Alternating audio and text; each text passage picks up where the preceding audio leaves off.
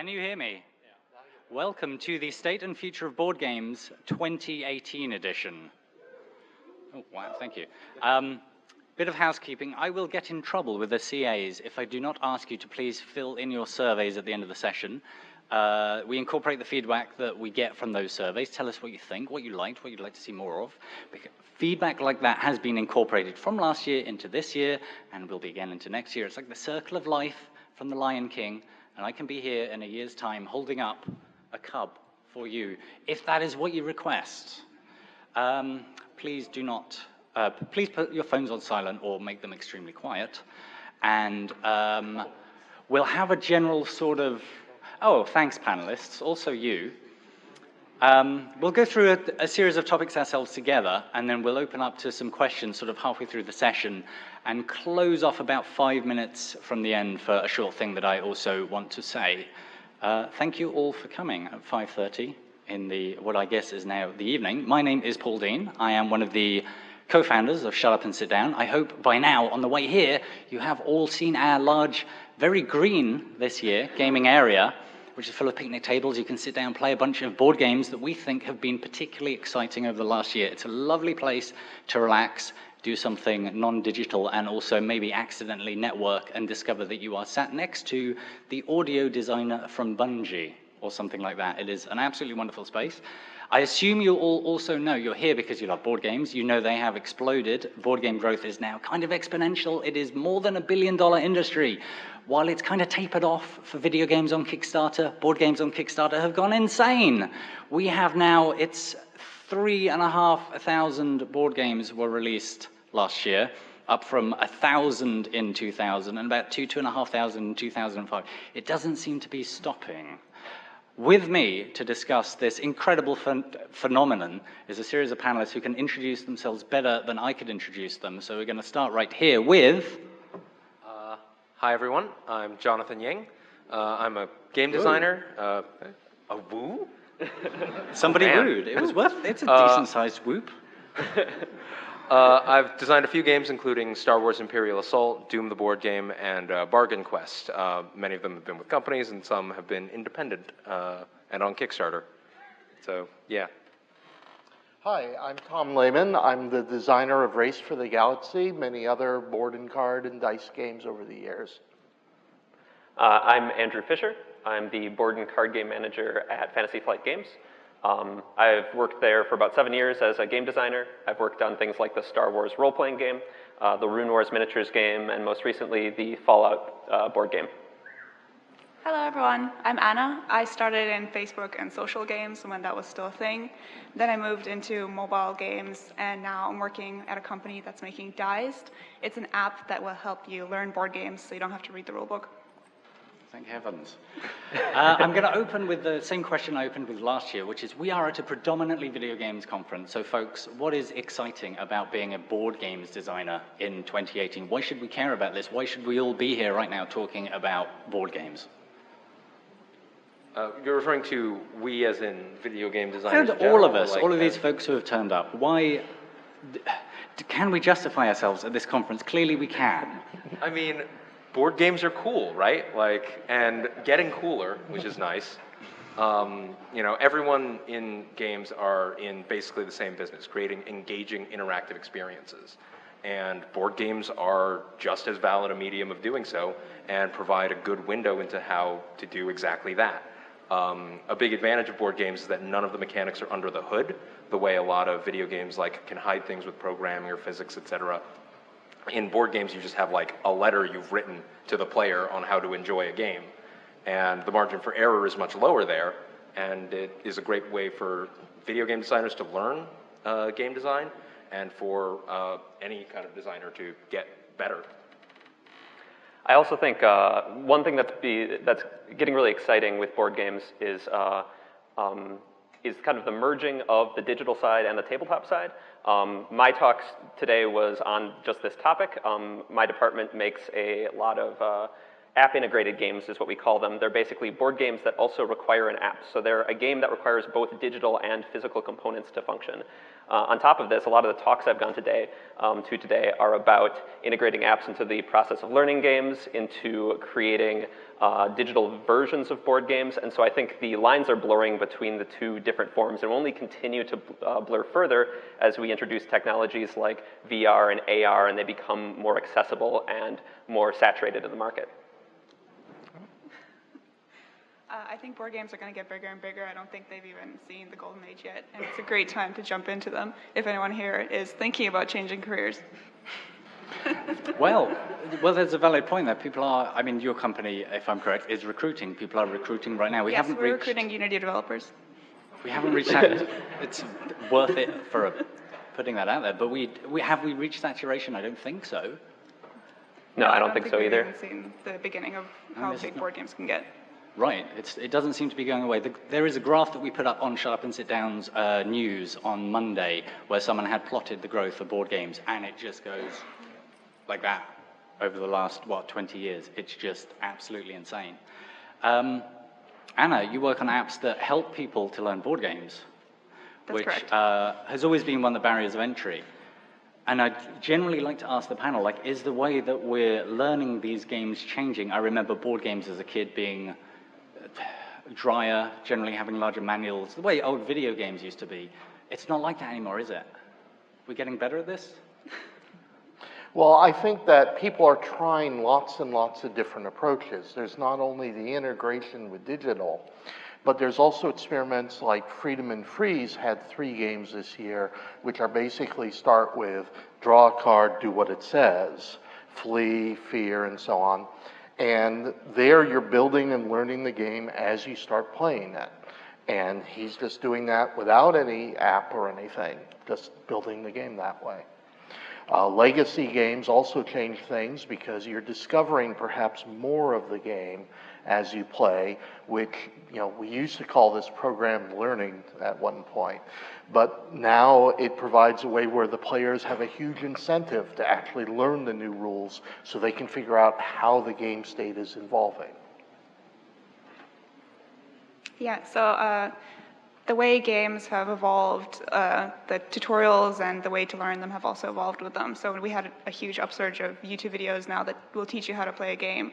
But with our app, we're trying to go one step further and actually have someone there, like a digital person at the table that will teach you how to play the game. I think board games will move more into that.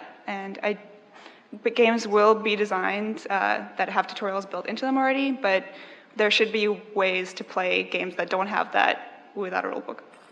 So, and touching briefly on, we're talking about games increasingly integrated with apps like Mansion of Madness 2nd Edition, XCOM, things like that.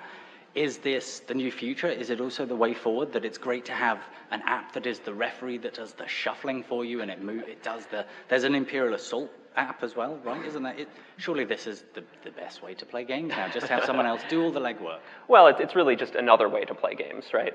And it's not here to replace traditional board gaming. I think, these different forms are always going to exist. But I do think that kind of a future of using digital tools to help even your traditional board games is definitely going to be the case. I mean, look at the Dized app. Look at YouTube channels that teach games and review games. Like all of your traditional games, a lot of people don't even read the rule books. They go to How It's Played and other YouTube sites and get it explained to them by somebody who is much better at it than your friend Paul, who's just struggling through the Learn to Play at the gaming table. That's right, Paul. Actual fact. So I do think, while I don't think app-integrated games and technology integrated into the games is necessarily going to replace tabletop games, I definitely think that technology augmenting even your traditional tabletop games is here to stay. So they're not going to fuse, and board games and video games won't merge into something more powerful that kills all of us. Some horrible gaming Voltron. Yeah. Okay, that's fine. Well, there's certainly some resistance to always putting an app in a game, because there are people who say they spend the entire day looking at their screens, looking at their phones, and when they want to play a board game, they don't want to look at their phones. So I think you're going to see a spectrum where some people are all in favor of the apps, all in favor of integrating apps into the gameplay, and some people are going to be resistant to it. And I think it's great, because the hobby is growing, we have the capability to satisfy many more different interests and gaming tastes than we had 15 years ago. And there will always be those purists, right? The people who just want, you know, I want my tabletop gaming to be viable after the nuclear apocalypse, where like I won't need any electricity, I won't need any batteries or anything, I can just play what I want to play. And, you know, for them, we will continue to produce games at as high a quality as we can manage.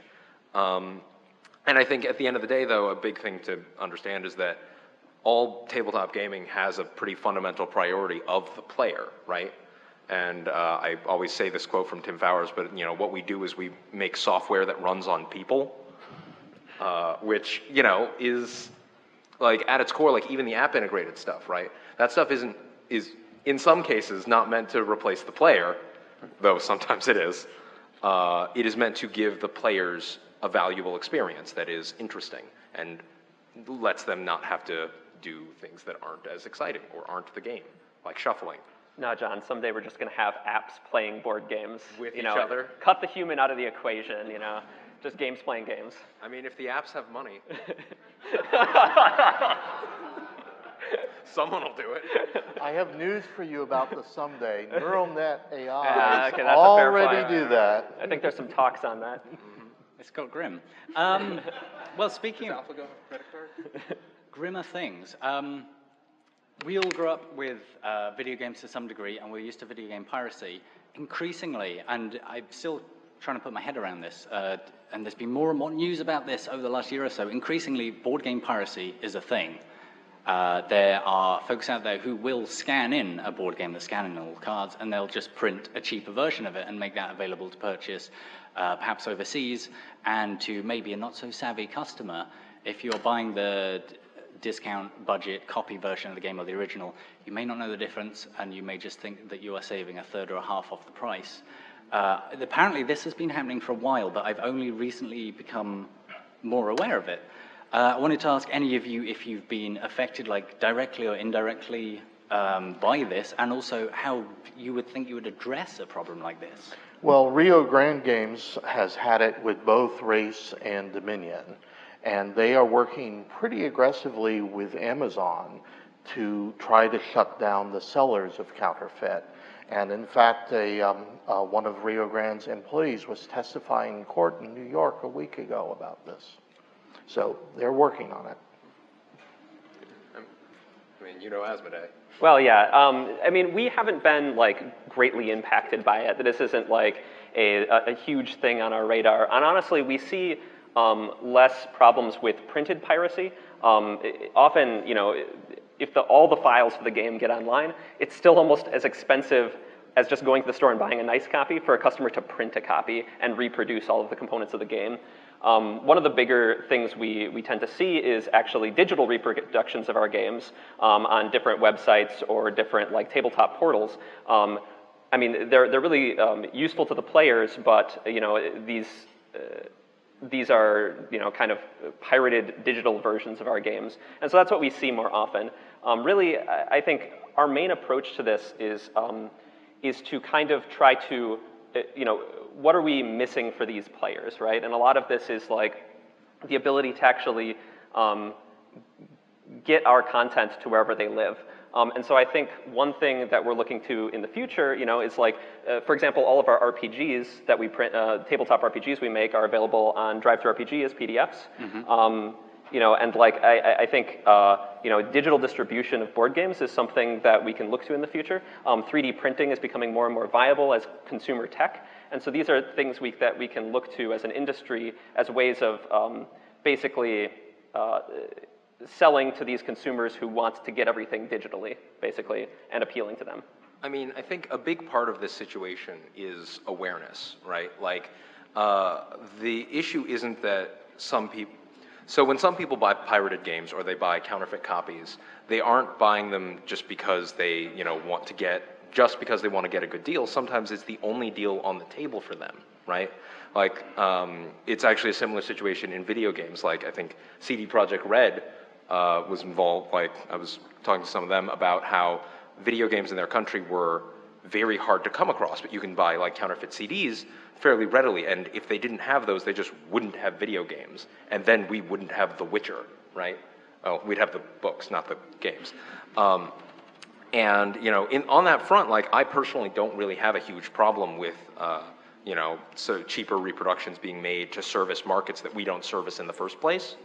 My main problem is when, say, like, regular consumers on Amazon who are like expecting, the normal quality game are making this uninformed decision and being duped by counterfeit publishers. And that is something that I think is definitely that we need to address and has to do with supply lines and printing costs. And it's a real issue since in China, I've been talking to factories, and more factories are getting into the board game scene because it's so profitable and so cool. And that means that there's more and more means to produce games as expensively or cheaply as you want. And all you have to do is send them digital files and like ask them to print it. And they're not, some factories don't even know. They just assume, oh yeah, this is just the game that you made, right? They don't know everything. The Chinese factories may never heard of Race for the Galaxy. And so they're just being told, hey, can you print this game? And here are my files. And they're like, sure, here are the specs, here's how much it costs. And then you can get a huge print run of false Race for the Galaxy copies and then sell them as your own, which sucks. But I'm not personally not sure what the solution to that would be. It's just the magnitude of the problem. So, I was going to say, is this just not going to go away? Is this now going to be a feature of the industry the way it's still a kind of a feature of the video games industry? I mean, people still want to pirate things, right? It's availability, right? Like, music piracy dropped tremendously the second, most people could have access to easily streamable content, right? So if we reach a state where board games are super readily available at reasonable prices, which I don't know if we'll hit that state, but if we do, then absolutely piracy will probably drop off a cliff. But till then, I think this is something we might need to learn to. Another strategy also is that some of my games were now producing Chinese editions, already localized, working with Chinese printers to print, and separate European editions with different artwork and so on, so that we can sell two products in two different markets with different margins. This is something I've been working with several publishers. Question for you, actually. Do you have different quality levels or different margins for those print runs where it's like, say, if this community is slightly less wealthy, are you going to sell it at a lower price point in that market? I don't believe there's any explicit setting, but if you are obviously working with different printers, then there may be different local standards as to what, how thick is the cards and so on. Jonathan, maybe I can answer here from Polish perspective. Like, we as the publishers are working on a lower profit margin than American distributors. Yeah. That's a very good point. I don't know if everybody hear that, but you are working on lower profit margins. It's a different kind of challenge for you. This is slightly leaning into something I was going to bring up a little bit later, but also, how do we feel about distribution still being one of the biggest challenges for the industry? Because I feel like most of us, I've been living in Canada, I'm currently in the US. Anna, you live in Finland. You folks live all summer in the US. Getting board games in Canada is surprisingly difficult sometimes, especially because people just order them from America or drive to America because it's nearby. How is it getting board games in Finland? It's okay. Right. I've been trying to get Fog of Love, but it's a Walmart exclusive, so it's very difficult in Europe to get something like that. I don't know, a lot of board games are made here and made exclusively or sent to the United States, and then shipping is really expensive to Europe, so I don't know. It sounds to me like this is still one of the obstacles that the industry has created for itself. Is that fair to say? Well, I think it's created by the medium, right? Just like, they're physical games, and so by nature we have to print them and ship them to somewhere. And so to get them all over the world to everybody that might want them, you need a massive distribution network. Asmodee has a pretty large one. They have studios, all over the world now, and they have a pretty large and extensive distribution network, but they still, struggle to get games everywhere they want it to be. And like certain countries like Australia see pretty large markups in price on these. Oh. And so distribution, I think, is always going to be a challenge for physical product. It's just a fact of the matter. But like I said, I think digital distribution of stuff could help with that. Help with accessibility. Things like 3D printing and like print and play and things like that can definitely help people who aren't kind of as part of like the main like game network get access to these things. And just on that point, very quickly, is there anybody in here from Australia right now? Can I ask you to yell out sort of how much you pay for the average board game? $80. Wow. 80. That still seems more than like 30 or 40, like even with the exchange rate, right? Right. Now, one of the other things affecting it is simply that the cost of shipping has gone up a lot over the last 10 years. But then, I mean, I would immediately say, why are we making things overseas and then already shipping them once and then... Because it's so much cheaper to make them in China. Even when you put them on boats and drag them halfway around the world, it's I mean, still most cheaper? of your customers are going to be in the US if Kickstarter numbers are anything to look at. Right. That's why Shucks is in America, not... And in many cases, the parts are being done, but then the printing's done in Europe or the United States. So you have some division there, so you're not shipping everything twice. So the solution maybe at some point is if we can just print them all in our house. That would be nice. Yeah. I can think of worse things to do. We briefly mentioned legacy games before. Are they here to stay? It feels like we've just had Werewolf Legacy announced. Risk Legacy was now, 6 or 7 years ago? Pandemic Legacy, Seafall. It feels like this is the sort of the flavor of the moment. Shut Up and Sit Down has looked at a number of legacy games over the last year or two and liked some of them and not been as excited as others. I feel like this is a bubble that might burst, or that these games work really well sort of cooperatively, but as soon as it becomes a competitive, complex thing like Seafall or Charterstone, it kind of falls over. Is this just are we gonna get bored of these within a couple of years? Personally, I like legacy games. I think I've always thought of myself not so much as a game designer first, but as a storyteller. And legacy games increase our ability to tell stories. As far as the cooperative, I think it's a natural extension of cooperative games to go the legacy route, and I'm sure that that will continue. That's not a bust. Competitive ones, and I can say that I've designed one, but it hasn't been announced, are another beast, and I had to go through a lot of trials and tribulations along the way. So I'm not so sure that they will continue, but I suspect as we design more tools, as we come up with more ways of dealing with the various issues, that you'll see more of them that will be good.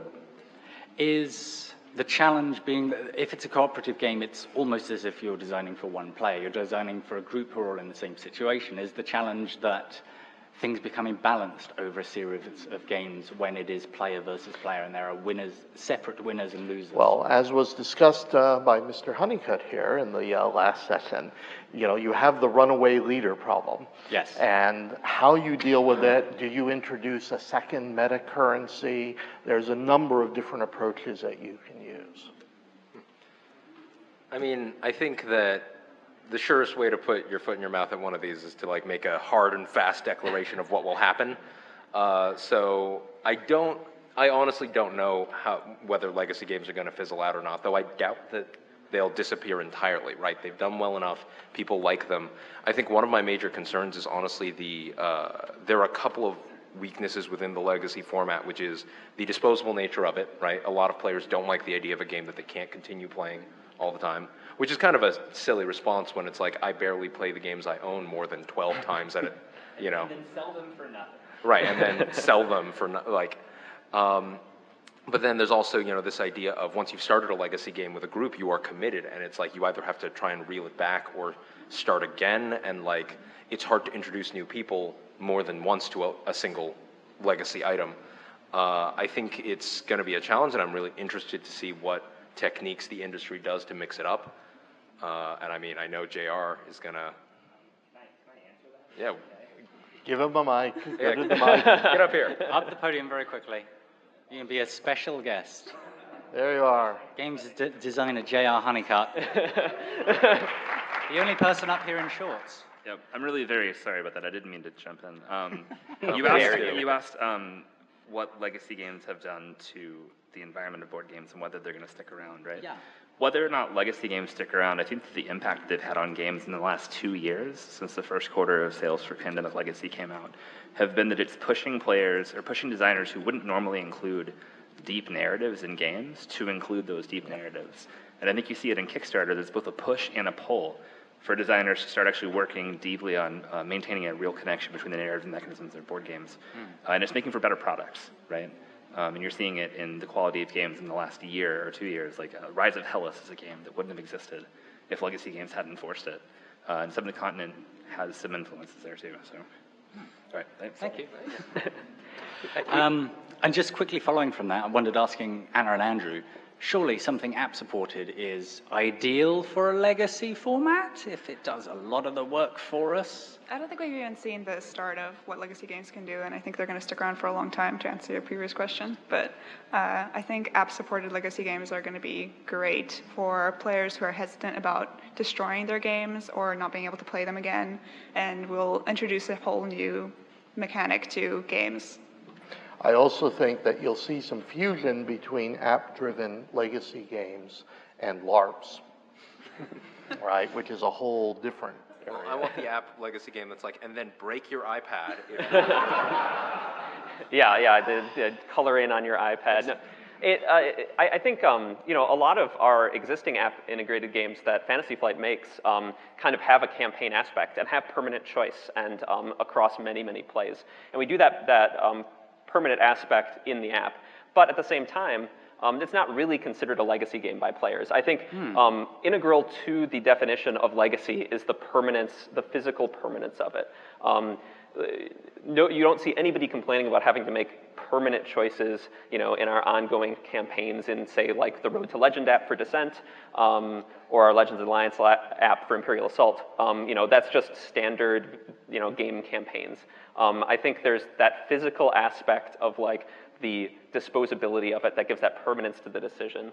And to throw my answer into the pot and stick my foot in my mouth, as John said. Feet taste fantastic. Yeah, that can't be true. I think that legacy as a mechanic is a tool that we've added to kind of our collective toolbox. It is I think Mark Rosewater from What Wizards calls it a technology.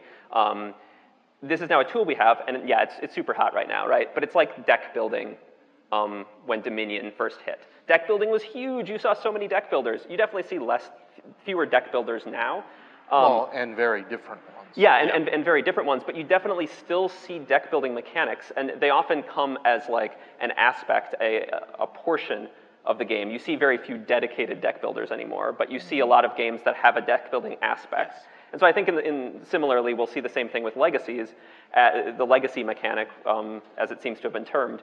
And I think we'll see it used in different, unique ways by designers as just a tool in the toolbox, even after it wanes in popularity.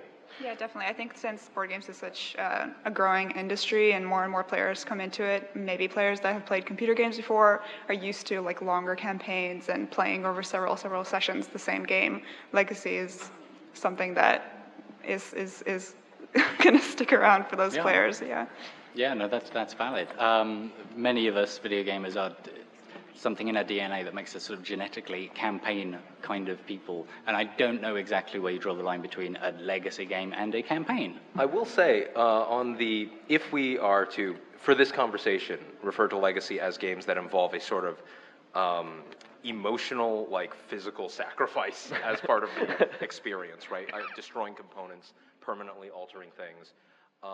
It is actually really exciting to see when video games have started doing things like that. Nier Automata and Doki Doki Literature Club both have game elements that involve permanently altering the player's save file. Nier Automata has a mechanic that allows you to actually remove your save file completely for a specific purpose. That is, I won't spoil, but that is a genuinely deep and emotional decision that you can make, which feels akin to burning a card in a Legacy game, or, you know, a whole deck of them. Video games, huh? Yeah, video games, right? I'm going to ask one or two quick more questions to our panel of experts. In the meantime, if anyone has things they'd like to throw at us, please start queuing up. There's a microphone over there. Do not be scared of it. We got a lot of different questions about a lot of different topics last year, and I feel that the folks that we have this time, we have a very good spectrum of experience. Speaking briefly about video games, I play Carcassonne now mostly on my phone. There is now a very good Race for the Galaxy app.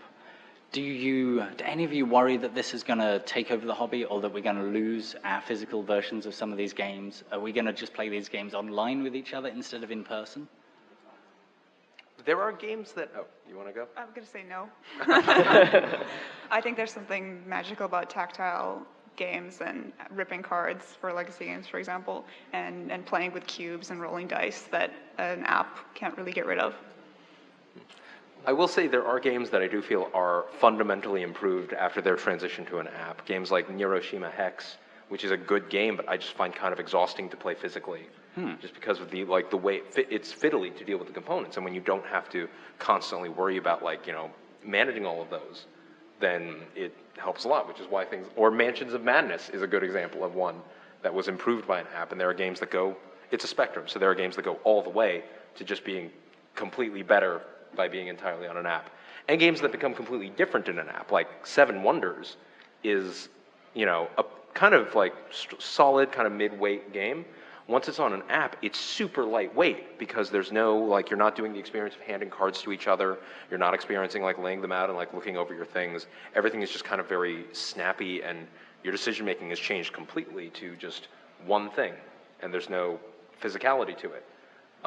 And it was interesting to me because I didn't realize that there was that so much of the Seven Wonders experience is that communal playing with components, drafting cards by handing them to another person next to you.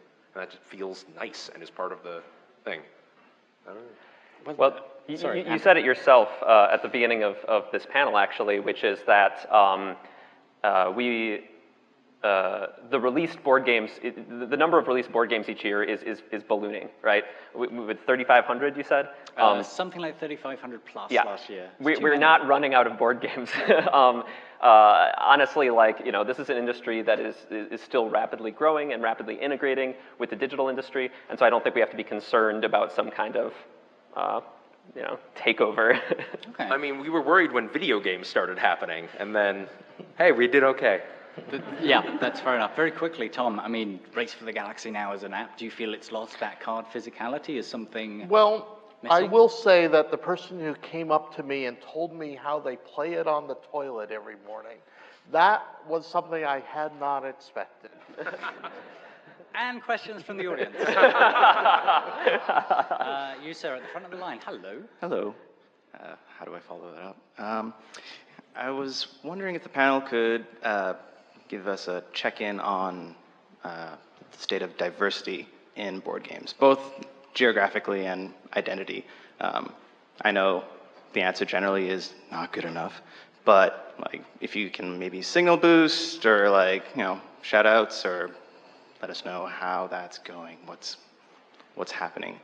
I have, first of all, I have a short thing about this that I was going to read or say at the end of the session, but I'll say it in a moment. But also, it's coming out the mouth of a white guy, so how about someone who isn't a white guy would like to talk about how they feel in this industry right now? Would that be okay? I think the diversity is awful in board games right now. Coming from video games and seeing all the indie devs here, the pronouns and stuff like that, and then stepping into the board game industry 2 years ago, almost, it was kind of shocking to see the lack of diversity happening at the moment. Yeah. I mean, the magnitude of the, issue should not be understated, right? This industry has been primarily servicing a very particular audience for a long time, an audience that absolutely deserves good games, but it hasn't been inclusive as a priority, right? Which means that it caters specifically to its own audience and has a tough time spreading that love around, if you will. Luckily, there are some great designers and other people, including people right here, who are working hard at increasing diversity, increasing representation in games, making players more comfortable at events, and trying to just be ambassadors to other people. Because this hobby will only improve with more viewpoints, with more perspectives. If we keep having the same people making games, or making games for the same people, we'll keep making the same games. Yeah. But yeah, the more people we bring in, the more perspectives we have, the more interesting experiences we have, and that's what everyone wants, honestly. Yeah. I just want to talk a bit more about the accessibility issue. At least with our app, a thing that we're trying to do is make board games more accessible to people. So you don't have to read this huge rule book to play them. You can just start and experience board games and fall in love with them and become a designer.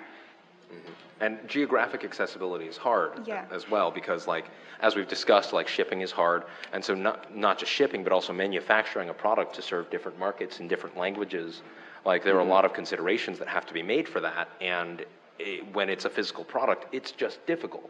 When it's an expensive physical product, it's even harder. And it's what happens when you have so much stock of this in this language, and you're making all of these decisions, and at any point it can go wrong. And so a lot of publishers are really gun-shy about that. And so I feel like we as consumers need to be very enthusiastic and ask for these things, because that is kind of how the current capitalist interplay works. So. Hey. Anna, can I briefly ask, you have been an indie dev as well, you've been a video games developer, so you've seen both sides of the thing. How does it feel, you have been to a couple of board game events now, to come back to a video games con? You're suggesting it's... It's great. It's really great here at GDC. I mean, everyone's so inclusive.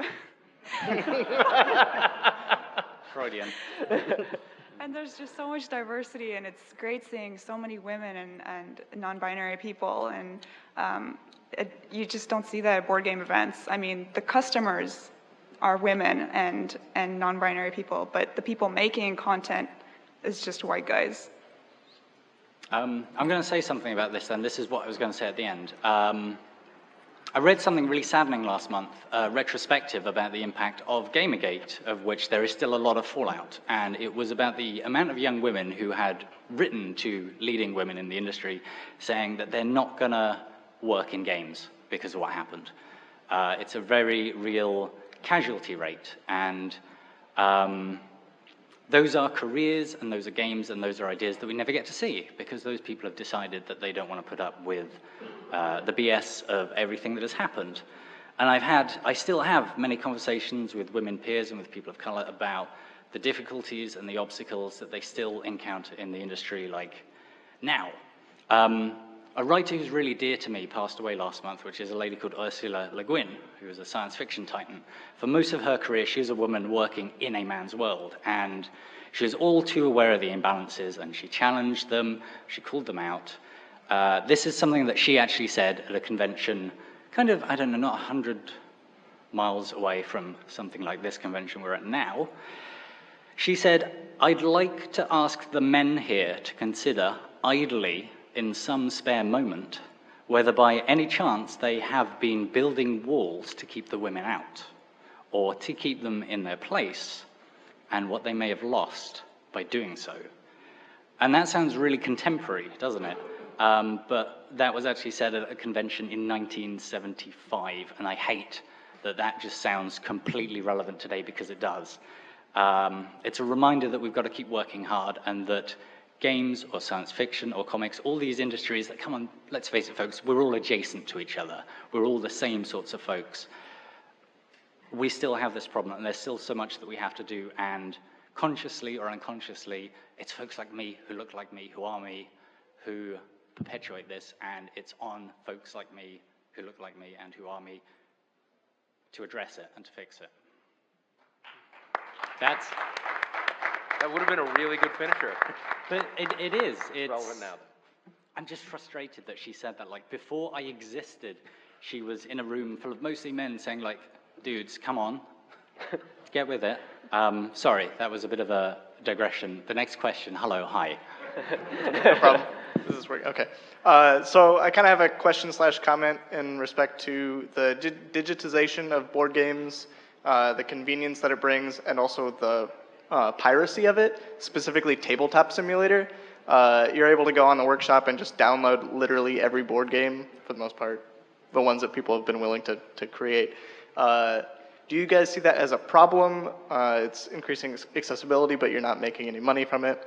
And have you considered digitizing in some way similar to that, or is there a possibility of partnering with Tabletop Simulator to like form a contract, like maybe not charging the users, but making money from what Tabletop Simulator gets in terms of revenue by hosting your game on it in a more professional way?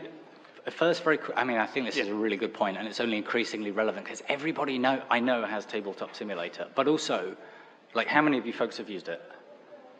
How many people here have played Surgeon Simulator?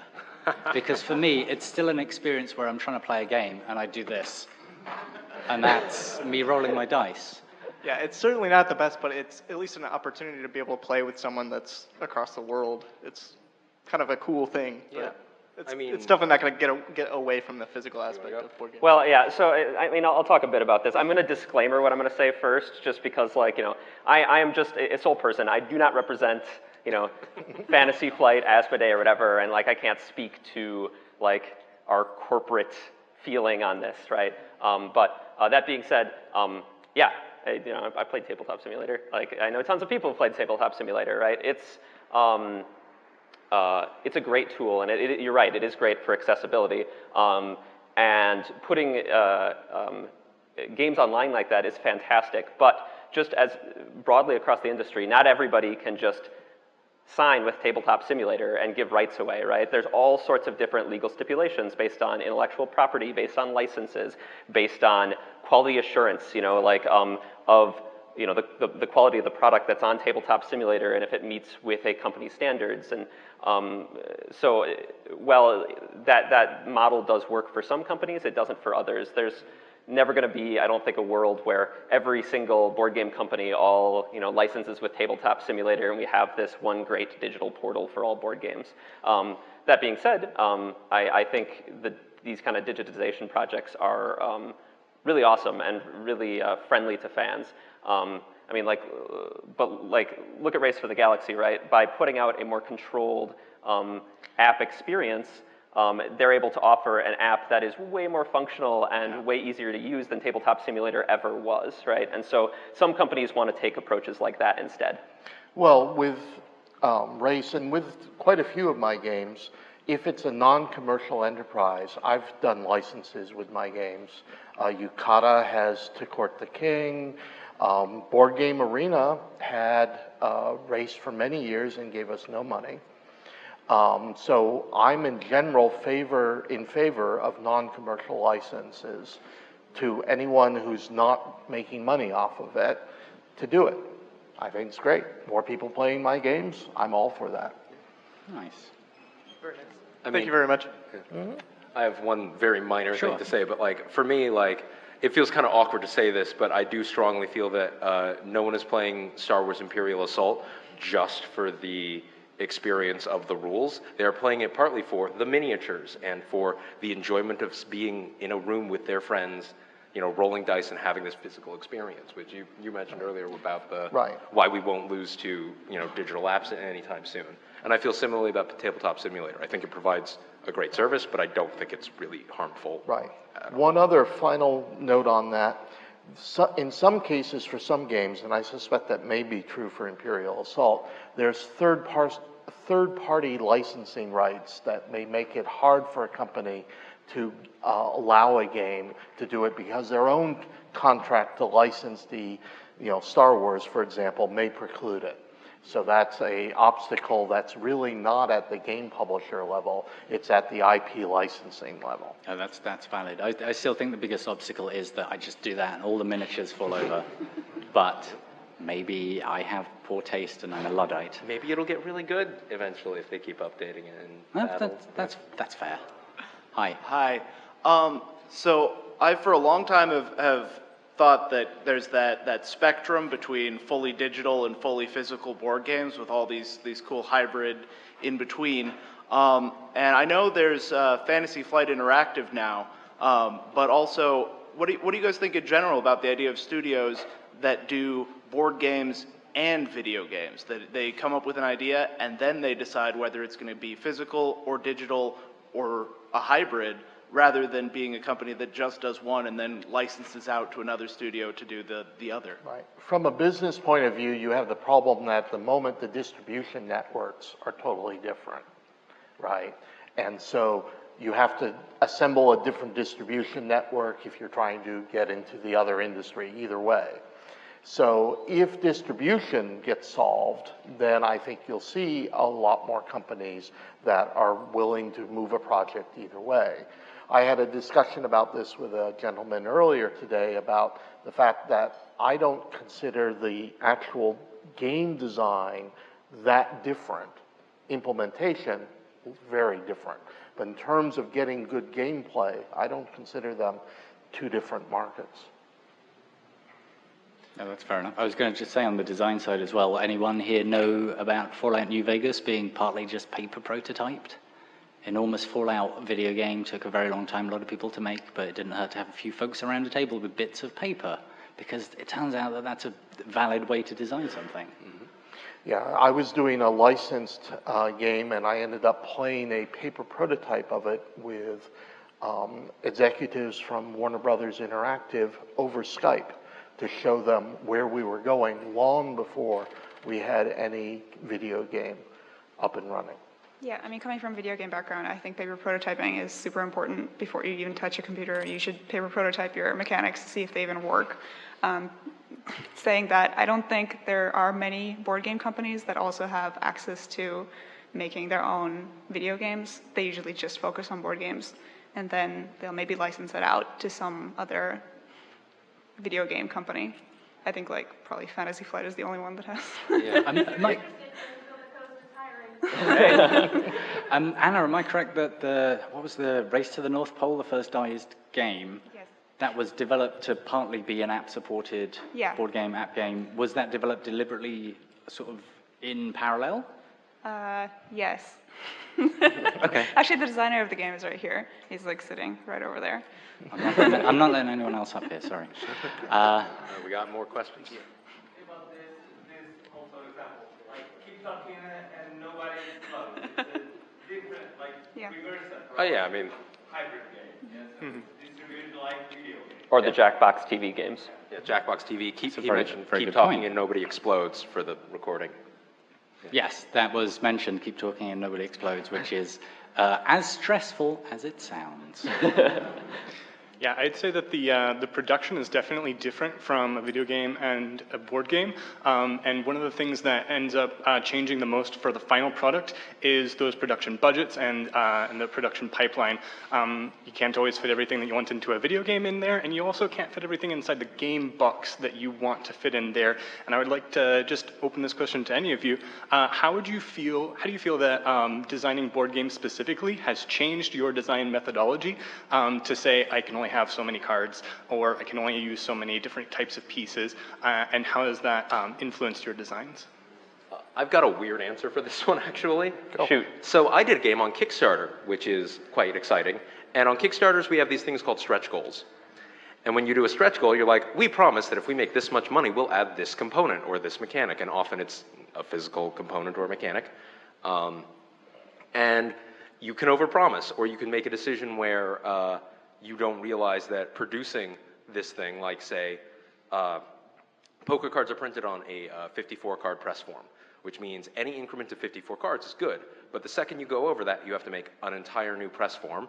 And so like we had a situation where we were like 3 cards over that we promised to backers.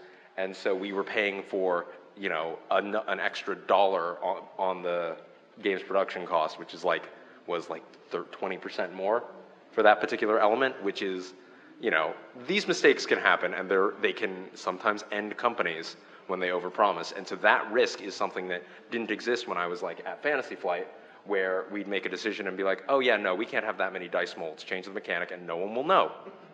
And it's fine. Yeah, I do think what kind of games you work on and what kind of constraints you work on wire your brain, you know. You see this all the time with designers. Designers will work on one type of game for a while, and then they'll move into a new genre of game, and they'll actually bring a lot of the knowledge they had from their other genre they're working on into the new game. And like you can kind of see, it's like, oh, this game was designed by this person who did this other kind of mechanic for a very long time, and you totally can feel that in the design. I think similarly, constraints kind of train how people develop their skills over time. But I mean, I think that's true in the digital space as well as the tabletop space. I mean, like, the limit on this is constantly raising, but you have like render limits and all that kind of thing. People working on digital games have all sorts of constraints they're working under. They're just a little different than the tabletop constraints of our printing budget. I'm lucky enough that I do a lot of games for a publisher who says, don't worry about the components, just get the game right. Oh, what a dream. Yeah. Well, this can have some odd effects. When we were doing roll and we were well over 100 dice, we went back to Jay Tummelson and said, do you really mean that? And he said, no, get the game right, don't worry about it. Then when he got the print quote, there are a lot of dice in this game.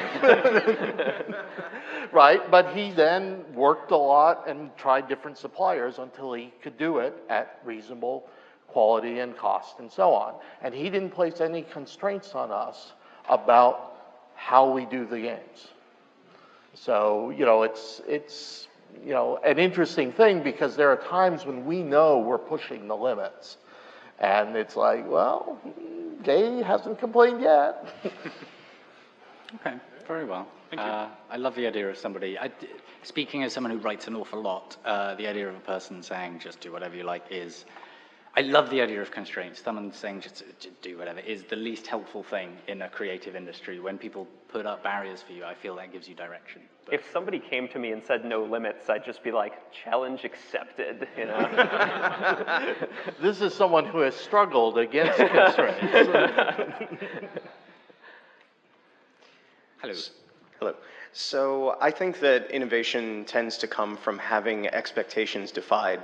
And certainly as games have proliferated, more and more we're playing games that, as players, deliver different kinds of experiences. So what I'd love to hear from each of you, and certainly from you as well, Paul, is just the last game that you played that really surprised you, good or bad, that sort of helped you see something that maybe you hadn't quite seen before or thought of before.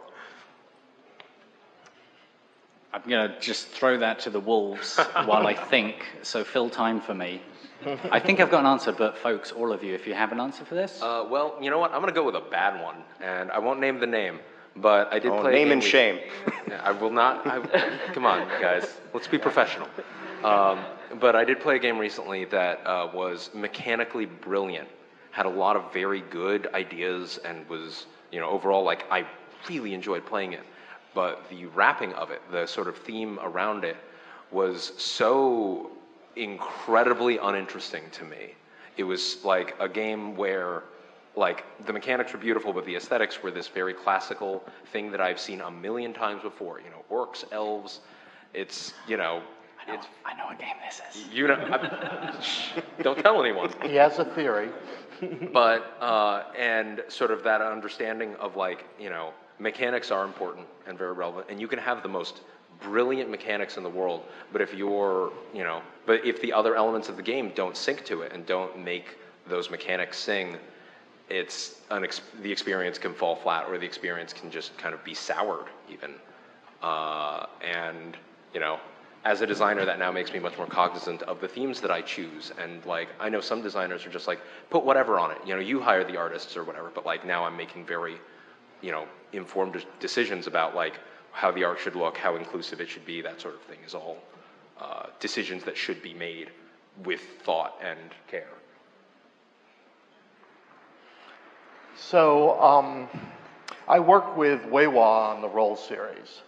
And so he came up with something that'll be in the next expansion that effectively models credit asset swaps. And when I saw all the things you could do with it, give up some of your treasury limit, get a die, sell this, do this, I mean, my brain exploded. And the thought that you could get something that dry, credit asset swaps, not exactly the most exciting term in the world, and make it come alive and make it work in a game that had already been designed, so this is in an expansion, that blew my mind. As far as games that don't work, I always have trouble playing lots of games because I'm very picky. And when I play games, the hardest thing for me is I see what they could have been. And that just eats away at me. I don't have time to play board games anymore. But because you're making them. yes. Yes. But whenever I did play one recently, and the thing I notice now about games is the rule books. And this game blew my mind because I had a 50-page rule book, and I did not have time for that. Yep. Andrew, do you have one? Yeah, so I think the last game that really surprised me was, it's actually a series of games, the Exit series, for any of you who've played. They're a series of one-play escape room games. They kind of simulate the experience of playing an escape room with kind of the different puzzles and unlocking these different puzzles. And I don't really want to, since they're one use, and once you know the riddle, they're done, I'm not going to spoil any of them for you, but they each kind of break the rules in ways you might not expect. And I found those games definitely surprised me at the table in a really good way and in a really enjoyable way. I encourage anyone who has a chance to go out and check out Exit or Unlock or any of the other kind of escape room type games. I think they do something really cool. I think I saw a couple at the lounge, at the cool. game lounge. Yeah, there's a couple in there. I will very quickly say, having just played it, Fog of Love, maybe, because it is sort of cooperative, but not, and a game where you hide information and choices from each other and define your own objectives. That's insane for something that is supposed to be cooperative. There is a video up on our site about it. Please check it out. We've got a couple of minutes left. We can do, I think, at least 2 questions, maybe 3. All right, hello. Drawing a comparison to the video games where we don't really have to get it right the first time because we can easily distribute patches. I wonder if you could comment on certain advantages possibly with having these in-app integrations where you have the manual and the app, or certain challenges you've had with physical ones where you can't really change it until you have an expansion or something. Printing a game and then finding errors before it's in consumers' hands is the worst. We see it all the time, obviously. The digital games are awesome because of that, like our app integrated games, being able to patch things out, but also digital games have a lot more bugs and have a lot more difficulties that come along with that. And also they require, the constant updating and patching is almost expected for them. So while it is awesome to finally be able to kind of change our products after launch, it also comes with just a ton of ongoing maintenance and work for that product line going forward. One of the features of our app is that you can update your rule book. So you can have your rules there all indexed and referenced, and then you can update them if you have a correction to make or a second edition that you're doing. So that's one of the cool things we're doing. It feels like a tiny little miracle, actually. Yeah. It's much harder with components, though. I've had nightmares, and it is like there is a deeply unbalanced character that I put into Star Wars Imperial Assault due to my own failures that haunts me to this day. And, you can't, and I know that there are still copies out there that don't have the second edition version or that don't have competitive players who went out and got the errata cards that we printed and gave out at tournaments. And I've just made the experience slightly worse for anyone who bought that version of the game. And it kills me.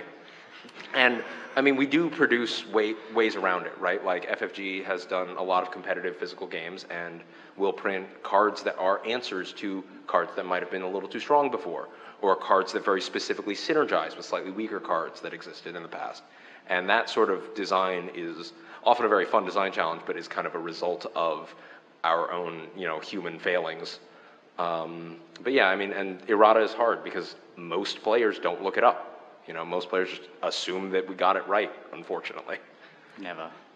One more, I think, please. Thank you. It was a great talk. Thank you very much. As someone who has recently made a large print edition of a beloved game for my parents to play, I was wondering if there's any particular focus in the industry to make visual accessibility more of a thing because our text is often very tiny?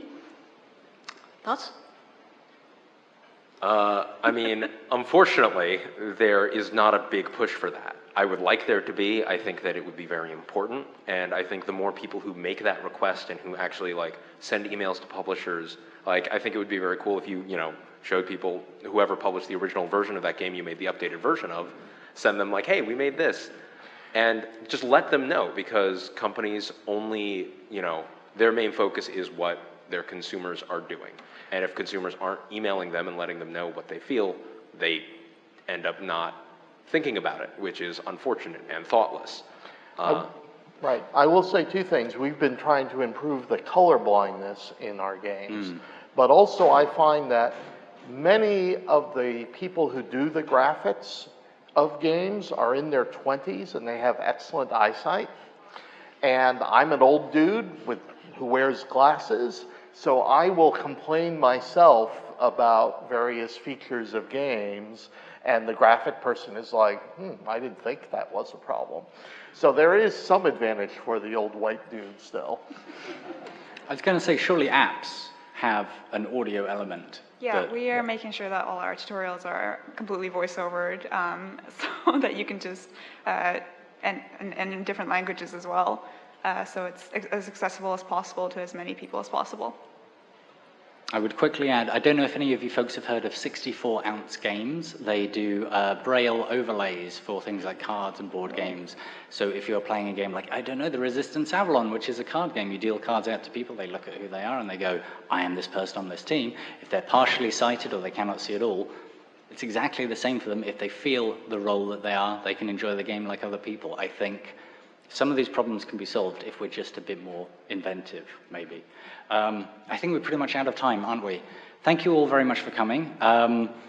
Consider idly, please, in some spare moment, what it is that you think you can do to make gaming better, and I'm addressing some of you more than others. We got attacked a little bit online for talking about this last year at this panel. Probably get attacked online again, and it will probably keep happening until we win. Thank you, everyone.